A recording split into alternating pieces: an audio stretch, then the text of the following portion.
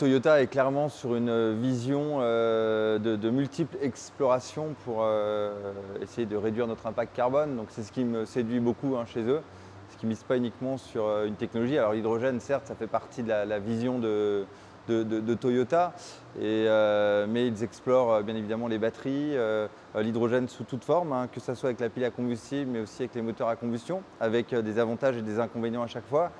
Mais également toutes les explorations technologiques qu'il faut faire avec les futurs carburants de synthèse. Donc c'est un peu la vision que l'on a avec les navires qu'on développe chez Energy Observer. Donc nous, on a eu la stratégie de travailler avec un mix d'énergie renouvelable, l'hydrogène sous forme gazeuse et les batteries sur Energy Observer 1, je l'appelle comme ça parce que il y a d'autres projets. Il y a le projet de cargo où là, on monte à la forte puissance parce qu'il y aura une centaine de piles à combustible intégrées sur ce cargo, associé à l'hydrogène liquide. Donc c'est aussi une autre étape, une autre phase de développement importante, de travailler avec la cryogénie pour avoir plus d'énergie dans le moins de volume possible.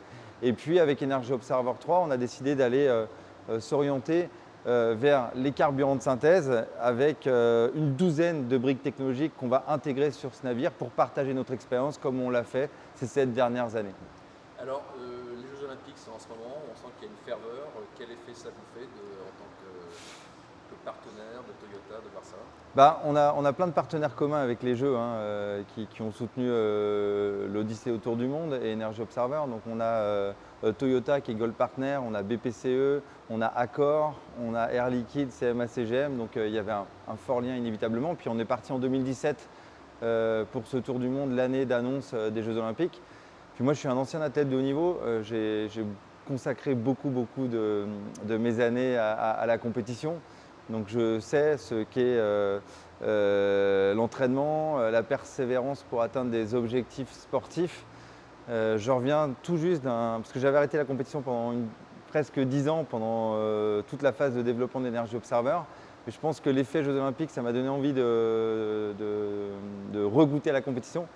Et donc l'année dernière, j'ai décidé de me remettre sur le support que j'adore depuis toujours, c'est le catamaran de sport. C'est des petits bateaux de 5,60 m. On appelle ça des Formule 18. Et donc j'ai fait quelques sessions d'entraînement sérieuses avec un de mes équipiers avec qui j'ai beaucoup navigué. Et là, je reviens d'un championnat du monde en Espagne, près de Barcelone.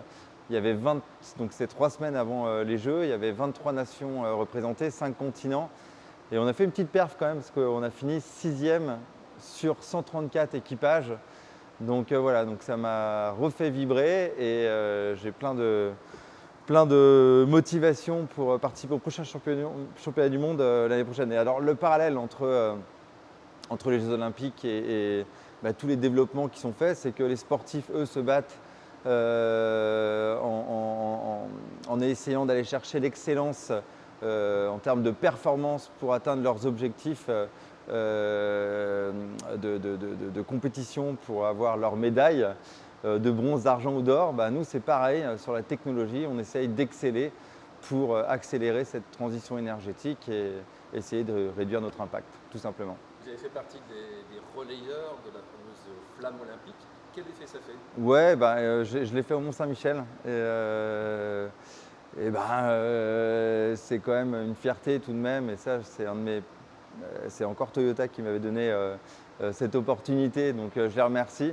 Et une fois qu'on se retrouve avec ce symbole dans les mains, on est complètement dedans et puis on s'imprègne de l'événement. Donc voilà, c'est un chouette moment, une chouette responsabilité. Et voilà, c'est unique les Jeux Olympiques à Paris cette année.